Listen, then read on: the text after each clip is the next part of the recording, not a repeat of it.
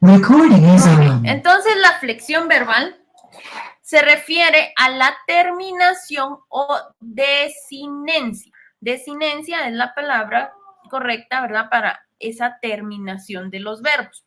O sea, esas últimas sílabas en las que terminan los verbos.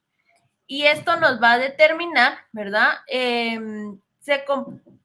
Qué persona es la que está hablando y si es en singular o si es en plural.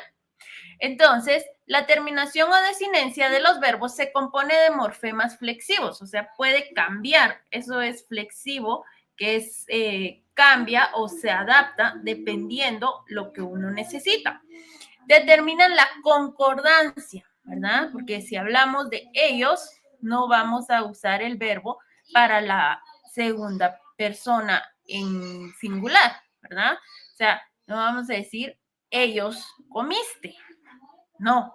Entonces, por eso necesitamos esa flexibilidad, ese cambio, esa adaptación, para que haya concordancia, o sea, que concuerde. Si está hablando de la tercera persona en plural, entonces ellos comieron, ¿verdad?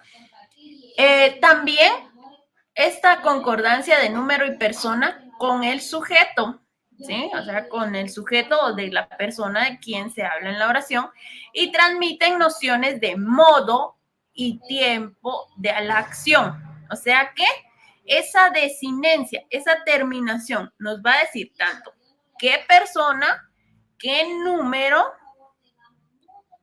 qué modo y el tiempo, si es pasado, si es presente, si es futuro. El modo, si fue que lo hicieron, o por ejemplo decimos, cómetelo ahorita, ¿verdad? Estamos mandando, entonces cambia. Ahora, te lo puedes comer, ya cambia el modo, ¿verdad? Entonces también vamos a ver ese modo. La flexión del tiempo y modo únicamente se da en los verbos. Por otro lado, este verbo no posee rasgos de género, ¿verdad? O sea, tú puedes ser para hombre o puede ser para mujer, ¿sí? Él o ella, pero el verbo no va a cambiar, ¿verdad? Él come, ella come. Entonces, ahí no hay flexión del género, solo del número y la persona.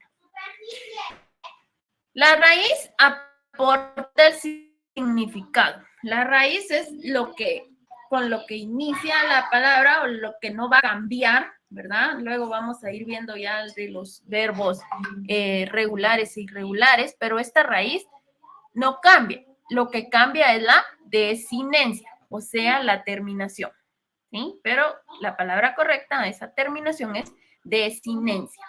Son las flexiones del verbo que reflejan tanto el tiempo, el número y la persona, porque ya vimos que el género no cambia en los verbos. También recordando un poco, ¿verdad? Los nombres o sustantivos, ¿verdad? Son categorías gramaticales. Y las categorías gramaticales en el caso de los sustantivos, sí, ahí sí hay género y hay número. Ahora, los verbos, la información que nos dan son persona, modo y tiempo. Entonces, en una oración podemos encontrar género, número, persona, modo y tiempo, ¿verdad? O al ver el sustantivo y el verbo. Pero si solo vemos el verbo, pues el género no nos lo va a decir. Podríamos decir él o ella come, ¿verdad? El modo, pues depende si es afirmativo o no come o no quiere comer, entonces ya sabemos que es negativo o negación, ¿verdad? Y el tiempo no quiere comer, o sea que ahorita no quiere, posiblemente más tarde coma y todo, pero es en el presente, ¿verdad? Entonces, los nombres admiten las propiedades de género y número y condicionan estos rasgos en los elementos que lo acompañan. Van a definir esa concordancia entre el género y el número. Y al igual que los pronombres, ¿verdad? Porque los pronombres solo van a sustituir al nombre. Por eso se llaman pronombres, es en lugar del nombre.